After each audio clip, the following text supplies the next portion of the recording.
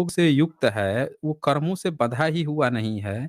तो आप ये बताइए कि जो मान लीजिए कि आप किसी डॉक्टर से इलाज करने जाइए और वो डॉक्टर जो है, उसको खुद ही वही बीमारी हुआ, वही बीमारी का इलाज आप उससे कराने वो अपना इलाज कर ही नहीं पा रहा है, आपका इलाज कर देगा? बताइए। जो हाँ, नहीं, ये बीमारी तो आपने डॉक्टर बराबर खुद है, बल दिया। तो इसी तरह से जब कृष्ण खुद ही जितेंद्रिय नहीं हैं और वो क्लेम कर रहे हैं कि कोई जितेंद्रिय हो जाएगा, योग से युक्त हो जाएगा, वो कर्म से ही नहीं बंधेगा, ये चारों वर्णों में ही नहीं आएगा, तो ऐसी पॉसिबिलिटी हमने तो आज तक देखी नहीं कि ऐसा कोई है। और कृष्ण खुद ही उसमें लिप्त हैं, वो खुद ही आज़ाद नहीं हो पाए हैं। तो हम लोग ऐसे कैसे मान लें कि ये जो बात लिखी गई है, ये सही बात है? क्या प्रैक्टिकली ऐसा देखा गया है? किसी भी आप जिस भी जहाँ पे पाते हैं कोई कृष्ण का मानने वाला हो, क्या इनमें से किसी कोई ऐसा व्यक्ति मिला है जो इस तरह की चीज़ें उसमें पाई गई हो? जो कृष्ण खुद नहीं पा पाए, वो किसी दूसरा कौन कैसे पा सकता है? ये बताइए। हाँ जी, हाँ, देखिए, कृष्णा। कृष्ण भी जितेंद्र हैं, जो आप 16,000, जो 16,000 पत्नियां आप बता रहे हैं,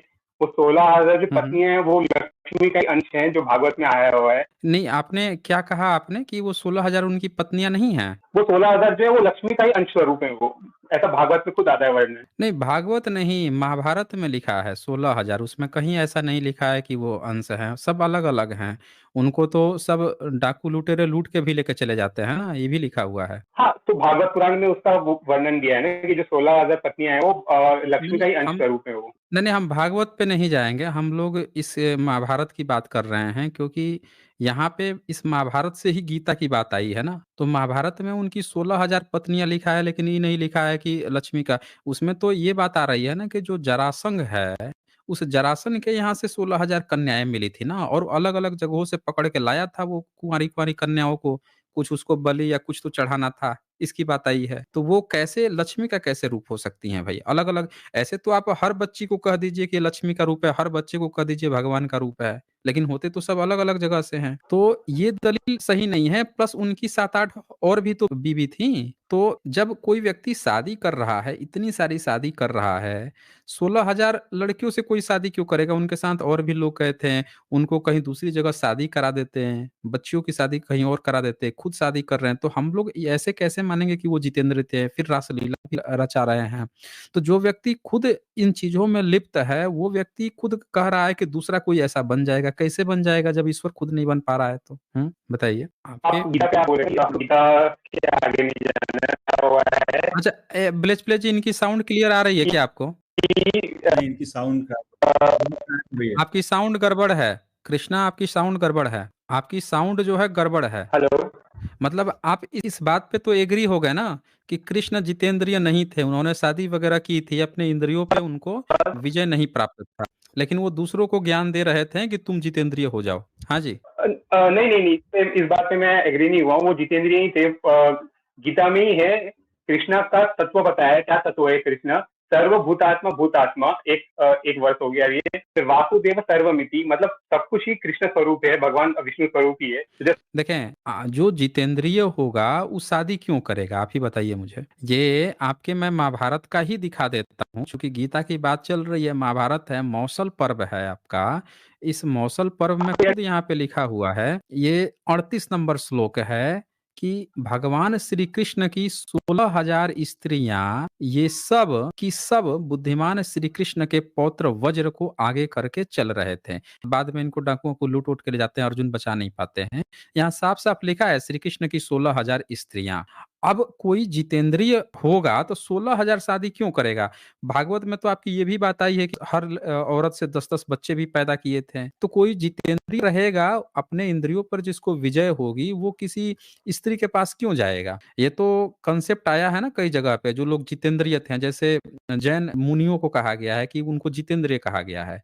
तो वो नंगे भी रहते थे पर उनको अपने इंद्रियों पे कंट्रोल था, तो वो उससे किसी को किसी के साथ वो रिलेशन नहीं बनाएंगे, उनको अपने इंद्रियों पे कंट्रोल है। लेकिन यहाँ पे जो आप जितेंद्र की बात कह रहे हैं वो खरा नहीं ना उतर रहा है, तो हम तो नहीं मानेंगे इसको। आप यहाँ पे सही नहीं बता पा रहे हैं, आप माने या ना माने लेकिन आप उसका सही जस्टिफिकेशन नहीं दे पा रहे हैं। कृष्ण कैसे जितेंद्रिय हम लोग मान ले जबकि वो इतनी सारी शादियां करते हैं। सर सॉरी, मैं थोड़ा सा इंटरप्ट कर रहा हूँ। जय श्री कृष्ण। हाँ बोल आपसे दीजिए भी आप ही।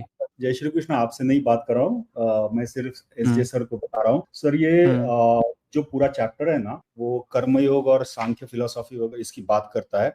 आप 10वें नंबर पे जाओगे ना, तो बेसिकली कृष्ण हम्म का कहना क्या है कि आपको जो कर्म दिए गए हैं उसमें आसक्ति मतलब उसको छोड़ के, उसको मन से निकाल के आप मेरे में लीन हो जाओ, परमात्मा में लीन हो जाओ, तो आपको पाप नहीं लगेगा। मतलब क्या है कि आपको कर्म करने हैं, मतलब शूद्र को लगेगा कि मैं महिला कैसे ढूं, तो उसको तो ढोना ही है। परमेश्वर में शामिल हो जाओ और वही काम करते रहो। क्षत्रियो को मार काटना है, वो वही वही करना है, वो चिंता नहीं करना है, सिर्फ परमेश्वर में ये लीन आपका हो। 10 नंबर श्लोक है, उसी में ये तो लिख रहा है कि जैसे कमल का पत्ता जल में रहकर भी उससे लिप्त नहीं होता, वैसे ही पापों से लिप्त नहीं हो। जी, मतलब आपको जो कर्म दिए गए हैं वो ही करते रहिए, और बाकी कुछ विचार ना कीजिए कि मैं कर्म चेंज करने की यहाँ पे बात नहीं है। मैं कर्म नहीं चेंज कर सकता हूँ।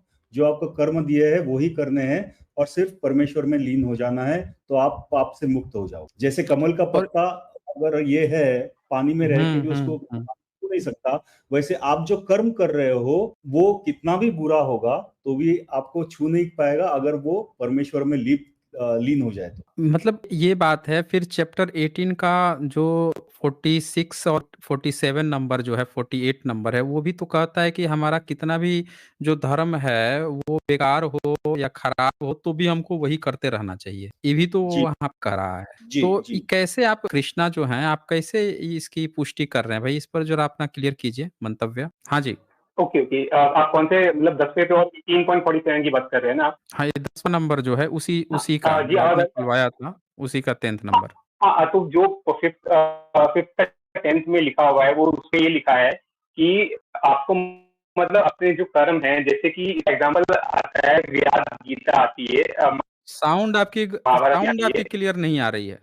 आपकी साउंड क्लियर नहीं है। कि कोई कसाई का जो काम साउंड है क्लियर नहीं है। वो आपकी साउंड कट रही है, काम। आप कृष्णा, आपकी साउंड ही क्लियर नहीं है। आप एक काम कीजिए, अपना साउंड सही करके आइए, फिर हम लोग आपसे डिबेट करेंगे। साउंड नहीं क्लियर होगा तो फिर कोई मतलब नहीं बनता है, क्योंकि इसमें और भी बहुत सी बातें हैं जिस पर हम लोग करेंगे, लेकिन मैं आपसे सिर्फ वही बात जान रहा था। मैं जितेंद्रिय पर क्यों टिका हुआ था, उसका कारण सिर्फ यही था कि जो व्यक्ति खुद ही जितेंद्रिय नहीं है वो उसका उपदेश दे रहा है। इससे ये पता चलता है कि ये किसी और ने लिखा है और आप सिर्फ जस्टिफाई करने आ रहे हैं, जबकि जिसको बताया जा रहा है वो खुद वो काम नहीं कर रहा है, दूसरों को बता रहा है। मतलब एक व्यक्ति जो खुद हिमालय पे नहीं चढ़ा है वो टिप्स दे रहा है दूसरों को कि तुम वहां पे जाओगे तो हिमालय पर चढ़ जाओगे। जो खुद ही कभी कुछ नहीं जीता है, कभी कोई एग्जाम या कोई कॉम्पिटेटिव एग्जाम नहीं निकाला है, वो दूसरों को सलाह दे रहा है कि तुम निकाल लोगे, तुम निकाल लोगे। तो आपकी गीता जो है ना, कुछ इसी तरह की बातें करती है, हवा में तीर मारती है। यहाँ पे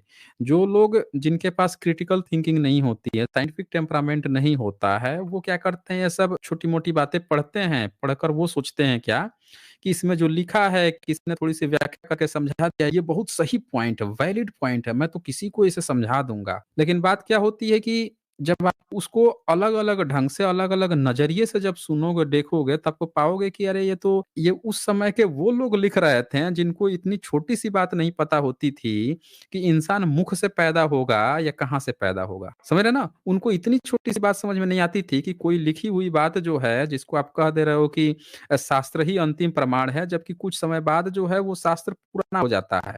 वो एक सड़े हुए तालाब की तरह हो जाता है जो पानी बदबू मारने लगता है।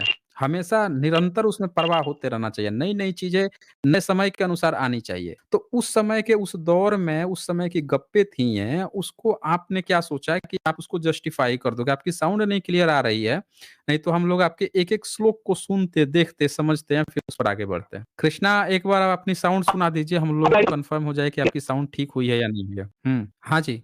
कृष्णा।